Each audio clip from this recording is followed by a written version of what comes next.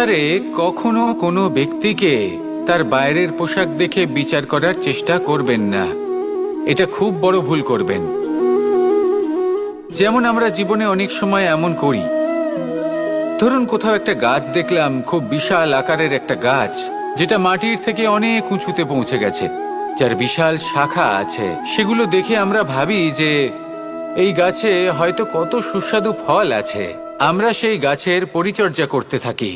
আবার অন্যদিকে হলো একটি তৃণ, যেটা মাটি থেকে কিছুটা উঁচুতে পৌঁছেছে, কিন্তু সেই তৃণর নিচে, মাটির নিচে অত্যন্ত সুস্বাদু ফল বা সবজি জন্ম নেয়, যা আমাদের স্বাস্থ্যের পক্ষে অত্যন্ত উপকারী।